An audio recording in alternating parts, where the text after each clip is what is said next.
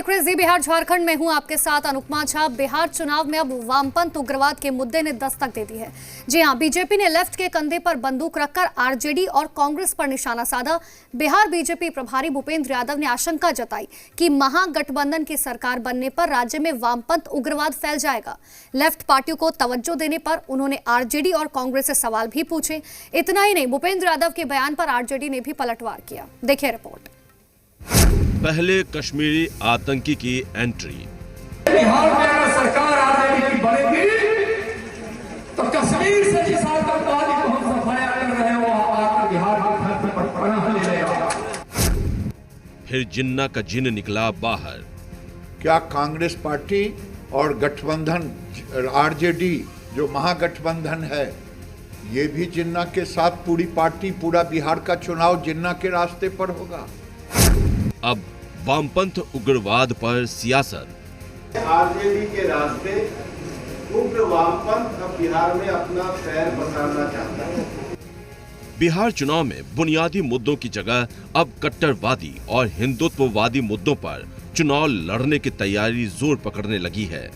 अब शगुफा छेड़ा है बिहार बीजेपी प्रभारी भूपेंद्र यादव ने महागठबंधन पर निशाना साधते हुए कहा कि बिहार में उग्र वामपंथ के जरिए खून खराबा फैलाने की साजिश रची जा रही है। गया में, जहानाबाद में, अरवल में, एक बार बिहार में जो अल्ट्रा माओइस्ट फोर्सेस के द्वारा जो वर्ग संघर्ष हुए, लोगों की हत्याएं हुई, बिहार में एक तरीके से सामाजिक रूप से तोड़ने का काम हुआ, उस माले को कांग्रेस का कहना चाहती है। और हम कांग्रेस से पूछना चाहते हैं कि टुकड़े टुकड़े भारत की गैंग के कारण दिल्ली में नौजवानों को बहका करके जिन लोगों ने भारत को तोड़ने के नारे लगाए, क्या ऐसी अल्ट्रा जो माओइस्ट फोर्सेस हैं, क्या कांग्रेस उनको बिहार में स्थापित करना चाहती है? दरअसल महागठबंधन में वाम दलों को 29 सीटें दी गई हैं।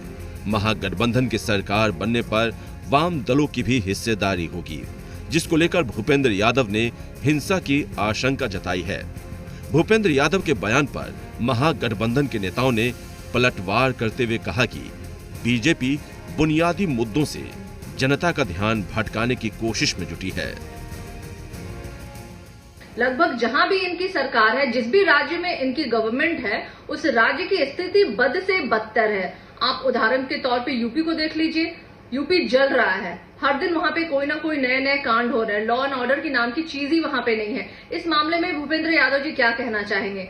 रही बात लेफ्ट विंग आइडियोलॉजी की, तो हम तो उस आइडियोलॉजी में बिलीव करने वाले लोग हैं। हम बिलीव करते हैं सोशल इक्वालिटी में। महागठबंधन जहां विकास, बेरोजगारी, मजदूरों के पलायन जैसे मुद्दों पर एनडीए को घेर रहा है, वहीं बीजेपी कट्टरवाद, हिंदुत्ववाद जैसे मुद्दों को हवा देने में लगी है। वोटरों पर इन मुद्दों का कितना असर होगा, ये देखना दिलचस्प होगा। ब्यूरो रिपोर्ट, जी मीडिया।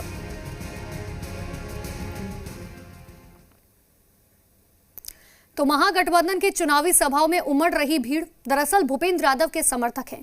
ये बड़ा खुलासा केंद्रीय मंत्री गिरिराज सिंह ने किया। हालांकि उन्हें ये जानकारी कहां से मिली, ये तो वो अभी तक नहीं बता सके, लेकिन दावा कर रहे हैं कि तेजस्वी की रैली या फिर महागठबंधन की रैली में जो भीड़ है वो भूपेंद्र यादव के समर्थक है। अब गिरिराज सिंह ही जाने कि उन्हें ये जानकारी कैसे मिली।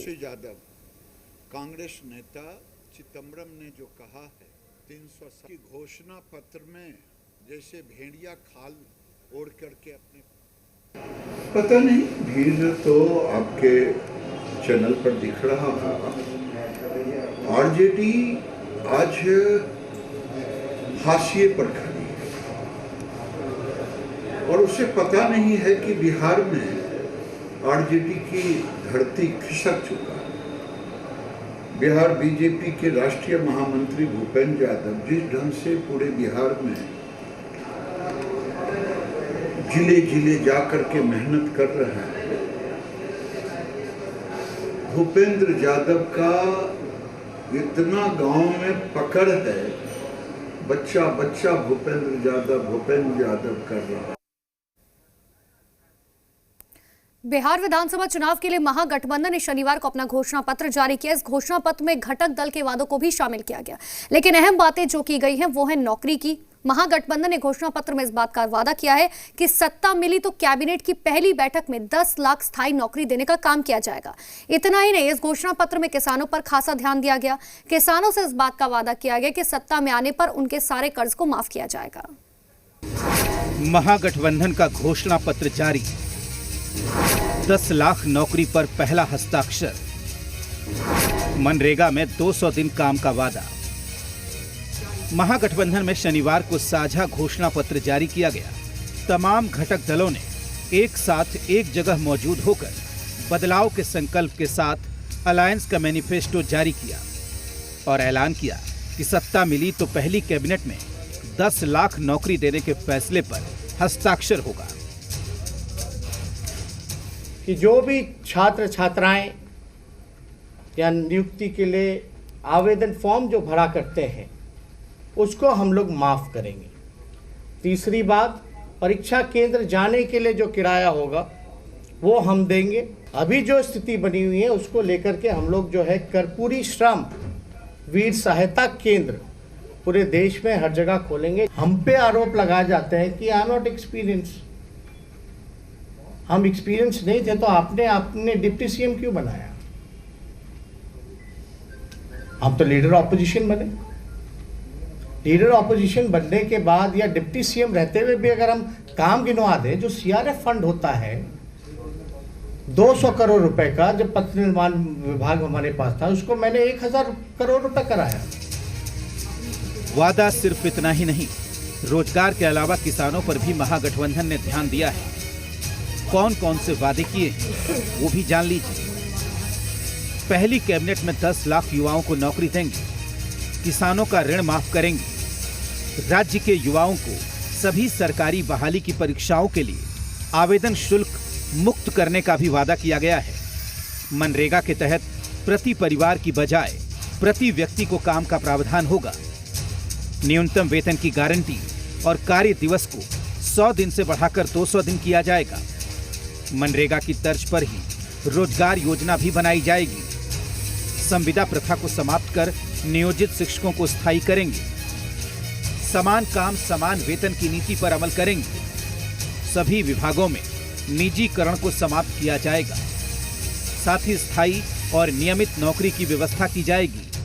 साथ ही पूरे राज्य में 2005 से लागू नई पेंशन योजना को बंद कर उसकी जगह पुरानी पेंशन योजना को लागू करने का ऐलान किया गया है।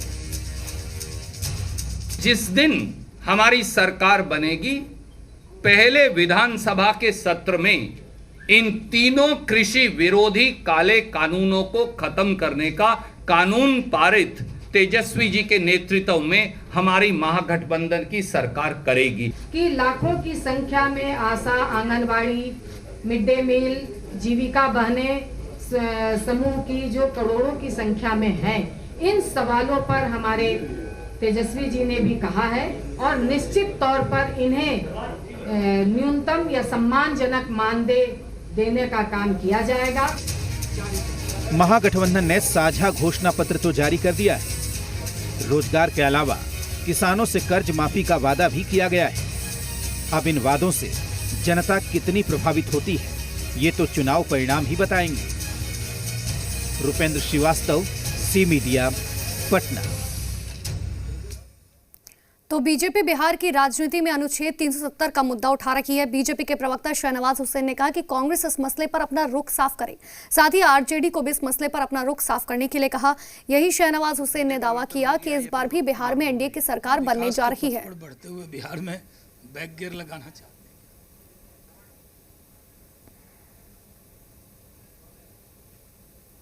पूर्व केंद्रीय मंत्री और बिहार बीजेपी के दिग्गज नेता इस वक्त सैयद शहनवाज हुसैन हमारे साथ मौजूद हैं। दरअसल जो पूरा धारा 370 को लेकर चल रहा है, हम उनसे बात करेंगे। सर, पिछले साल आर्टिकल 370 पूरी तरीके से जम्मू कश्मीर से हटा दिया गया। इस एक बार फिर से उसको लेकर कांग्रेस की तरफ से भी बयान आ रहे हैं, क्या मानते हैं आप? देखिए, अगर हम लोग बोलते तब यहाँ कहा जाता कि भारतीय जनता पार्टी 370, राम मंदिर, इन चीज़ों पर चुनाव लड़ रही है। हमने कहा हम विकास के मुद्दे पर नरेंद्र मोदी जी के आशीर्वाद से, नीतीश कुमार जी के नेतृत्व में सरकार बनाएंगे और विकास के मुद्दे पर चुनाव में जाएंगे। लेकिन कांग्रेस पार्टी इस चुनाव के अंदर धारा 370 को ला रही है और उनका गठबंधन आरजेडी से है, तेजस्वी यादव जी की पार्टी से। क्या वजह है कि ठीक बिहार के चुनाव के वक्त में गुपकार कॉन्फ्रेंस हो रही है? ये कहा जा रहा है कि 370 को वापस लाना चाहिए। जो दो पार्टियां हैं क्लियर मेजॉरिटी के साथ दोबारा सरकार में वापस आ रही है। कैमरा पर्सन दयानाथ ओझा के साथ प्रीतम पांडे, जी मीडिया, पटना। एनडीए प्रत्याशियों के लिए चुनाव प्रचार करने बीजेपी सांसद मनोज तिवारी पहुंचे। भोजपुर के अगुआ में जेडीयू प्रत्याशी प्रभुनाथ राम के लिए वोट मांगने मनोज तिवारी पहुंचे। मलार हाई स्कूल में चुनावी सभा का आयोजन हुआ और इस सभा में मनोज तिवारी ने लोगों से समर्थन देने की अपील की। चुनावी सभा को संबोधित करते हुए मनोज तिवारी ने कहा, 15 साल में बिहार में विकास की बयार बही है और फिर से एनडीए की सरकार बनी तो विकास का काम तेजी से होगा।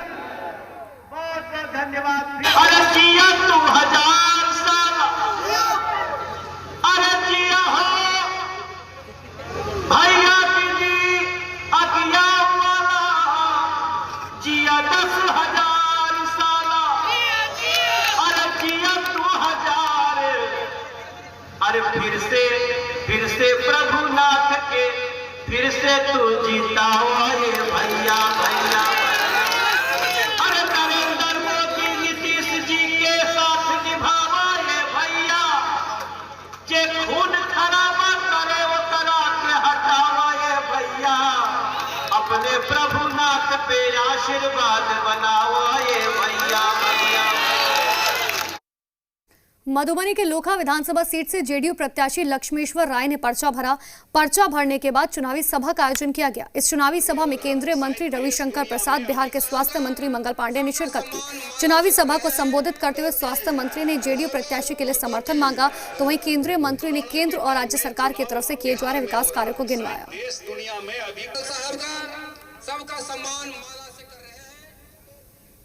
नरेंद्र मोदी की सरकार है, आरजेडी की सरकार नौजवानों को कहती थी तेल पिलाओ लाठी भांजो। नरेंद्र मोदी और नीतीश कुमार की सरकार कहती है नौजवान के हाथ में मोबाइल दो, कंप्यूटर दो, ऑप्टिकल फाइबर दो ताकि वो आगे बढ़े। नेता प्रतिपक्ष महोदय जो 9वीं फेल है, आप नौकरी की बात करते हैं। आपके परिवार के इतिहास को पूरे बिहार की जनता जानती है। पहले अपने परिवार के इतिहास के अनुसार उस नौकरी के लिए जो शर्त होगा उस शर्त तो बता दीजिए कि कितना जमीन आपको चाहिए होगा, एक नौकरी के लिए कितना पैसा आपको चाहिए। एलजेपी ने बिहार चुनाव में बीजेपी और जेडीयू की नींद हराम कर रखी है। एक तो बीजेपी के बागियों को उम्मीदवार बना रखा है और लगे हाथ बीजेपी के खिलाफ भी प्रत्याशियों को मैदान में उतार दिया गया है। तिल मिलाई बीजेपी अब एलजेपी को वोट कटवा कह रही है और इसी आरोप के बाद चिराग ने इस बात का दावा कर दिया कि नीतीश के दबाव में बीजेपी नेता बयान दे रहे हैं। एलजेपी को किसी भी और कंधे पर बंदूक रख के चलाने की कोशिश नहीं करनी चाहिए। और लोक जनशक्ति पार्टी इस समय वोट कटवा की स्थिति में बिहार के अंदर चुनाव लड़ रही है। एलजेपी के खिलाफ बीजेपी ने खोला मोर्चा। दिल्ली से लेकर पटना तक से घेराबंदी। चिराग को बताया वोट कटवा। तो एलजेपी के खिलाफ बीजेपी अब खुलकर मैदान में आ गई है। दिल्ली से लेकर पटना तक से घेराबंदी की जा रही है। चिराग को सीधे सीधे वोट कटवा कहा जा रहा है। नहीं, कोई भ्रम नहीं रहना चाहिए। भारतीय जनता पार्टी, जनता दल यू और हम और वीआईपी पार्टी का गठबंधन है, मिलकर हम काम कर रहे हैं और लोक जनशक्ति पार्टी इस समय वोट कटवा की स्थिति में बिहार के अंदर चुनाव लड़ रही है। पर वो जिस भाषा का वो प्रयोग कर रहे हैं वो रामविलास पासवान जी की पार्टी के बारे में बात कर रहे हैं। आज अभी 2 दिन आपको हुए नहीं उनको श्रद्धांजलि दी हुई और आज आप उनकी पार्टी के लिए, उनकी बनाई हुई पार्टी के लिए आप वोट कटवा जैसा शब्द का आप इस्तेमाल कर रहे हैं। पापा जहां पे भी होंगे सुनकर खुश तो नहीं होंगे ना इन सारी बातों को। सुशील मोदी जी उनके सबसे पुराने दोस्तों में से रहे हैं। चिराग पासवान दावा कर रहे हैं कि बीजेपी के तमाम दिग्गज नीतीश कुमार के दबाव में बोल रहे हैं। तो क्या सच में बीजेपी दबाव में काम कर रही है और वो नीतीश को खुश करने के लिए एलजेपी से बैर मोल रही है, या फिर सियासी फिल्म की कहानी कुछ और है? उनकी जमीन समाप्त हो चुकी है और एक बार उनके पिताजी ताला चाबी लेके घूम रहे थे, वो ताला परमानेंट बंद हो गया है। ये बीजेपी का असली चाल चरित्र चेहरा बिहार की जनता के सामने आ गया है। चिराग पासवान जी ने बिहार सरकार को आईना दिखाया है।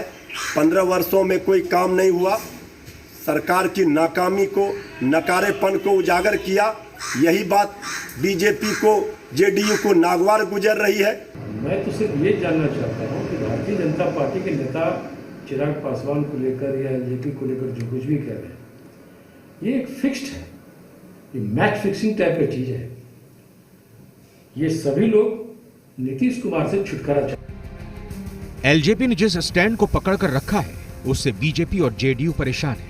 वोट कटने की चिंता सता रही है, तो वहीं चिराग खुद को पीएम मोदी का हनुमान बता रहे हैं।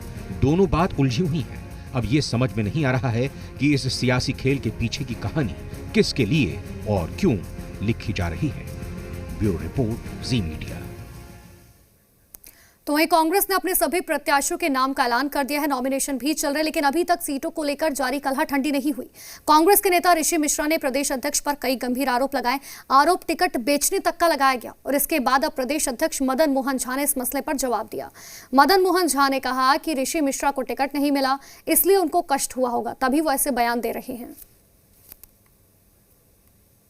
नहीं, ये सब बात नहीं है और सीईसी का मामला है और हम लोग उसमें रहते हैं, लेकिन आज हम लोग का सिर्फ मैनिफेस्टो का देना है बयान और हमने दिया है। और ऋषि मिश्रा जी हमारे कांग्रेस पार्टी के वरिष्ठ नेता हैं। वो झूठ बोल रहे हैं।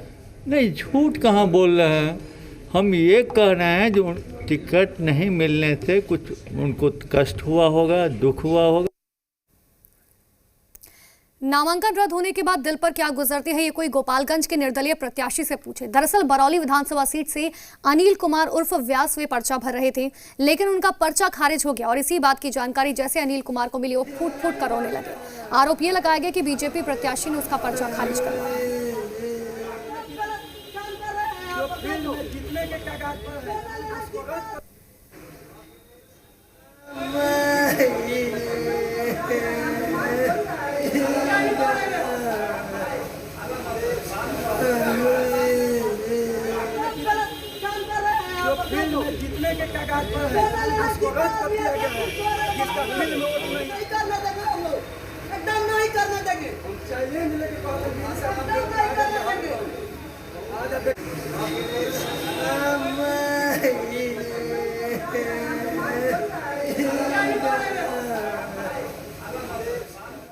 आज हम गए जब उसको जमा करने के लिए तो बोल रहे हैं कि बुच्चा पहले बोले टाइम ओवर हो गया है बुच्चा और आपको ये कंडिका बाकी है, ये कंडिका बाकी है, ये फार्म नहीं लगाए, ये फार्म नहीं लगाए। तो हमारे कहने का मतलब है कि हम 100 बरौली विधानसभा से 90% में वादा है कि हम जीत रहे हैं निर्दलीय प्रत्याशी। हमारे बरौली विधानसभा में पूरे जनता कह रही है कि पार्टी वालों के नाम पर किसी को वोट नहीं देना है। वोट देंगे तो हम लोग रूबी व्यास को देंगे, हम वोट देंगे तो रूबी व्यास को देंगे। पार्टी वाले आते हैं, चकमा मार के चले जाते हैं। और हम लोग 7 बजे रात तक, 7:30 बजे रात तक इंतजार किए। उसके बाद डीएम साहब उतरे। डीएम साहब से हम लोगों ने ये बात कहा कि हम लोगों के साथ इस तरह का व्यवहार हो रहा है। डीएम साहब बोले कि कल तक समय है ना, कल आप लोग जमा कर दीजिए। हम लोग मिल करके अपना सब कुछ जमा कर दिए हैं और उसके बाद हम जो जमा किए हैं शुद्ध करके, मैं त्रुटि का जो निराकरण करके उस फाइल को अलग कर दिया गया है। उसको एक्सेप्ट रिजेक्ट कुछ नहीं बता रहे हैं, ना उसका कोई रिसीविंग दिया लोग, और उसके बाद आप बता रहे हैं कि नहीं आपका रिजेक्ट है। तो विधानसभा चुनाव के साथ ही विधान परिषद के भी कुछ सीटों के लिए चुनाव हो रहे हैं। पटना शिक्षक और पटना स्नातक निर्वाचन क्षेत्र का मतदान 22 अक्टूबर को होना है। चुनाव आयोग ने वोटिंग के बाद स्ट्रांग रूम और मतगणना के लिए जगह तय की है। आर्यभट्ट ज्ञान विश्वविद्यालय के परीक्षा भवन को स्ट्रांग रूम बनाया गया। यहीं पर काउंटिंग की व्यवस्था की गई है। सुरक्षा को लेकर तमाम कैमरे लगाए गए जो पूरी तरीके से सुरक्षा के इंतजामों को देखेंगे। बिहार में विधानसभा के साथ साथ विधान परिषद के लिए भी चुनाव हो रहे हैं, जिसको लेकर स्थानीय जिला प्रशासन ने अपनी तरफ से पूरी तैयारियां शुरू कर दी हैं। पटना शिक्षक और पटना स्नातक निर्वाचन क्षेत्र के लिए मतदान जो है वो 22 अक्टूबर है। लिहाजा मतदान के बाद जो स्ट्रांग रूम होता है जहाँ पे मतपेटियाँ रखी जाती है, उसके लिए जगह तय की गई है आर्यभट्ट ज्ञान विश्वविद्यालय। आर्यभट्ट ज्ञान विश्वविद्यालय के कैंपस में ही परीक्षा केंद्र है जहाँ पे मतपेटियाँ रखी जाएंगी। हम इस वक्त वहीं पे हैं जहाँ पे मतपेटियाँ रखी जाएगी। चूँकि यहाँ पे जो मतपेटियाँ हैं उसको लेकर सीसीटीवी कैमरों का जो है वो इंस्टॉलेशन चल रहा है। आप देख सकते हैं कि जो टेक्नीशियन हैं वो सीसीटीवी कैमरे यहाँ पे लगा रहे हैं। कैमरा पर्सन दयानाथ ओझा के साथ प्रीतम कुमार, जी मीडिया, पटना। मधुबनी के लौकी में बड़ा हादसा हुआ। लोडेड ट्रक पुल से टकराकर 30 फीट नीचे गिर गई, जिसके बाद ट्रक में अचानक आग लग गई। बताया जा रहा है ट्रक पर दवा लोड थी जो जलकर खाक हो गई। यह हादसा नरहिया चौक के पास नेशनल हाईवे 57 पर हुआ। इस हादसे में ट्रक ड्राइवर बाल बाल बच गया।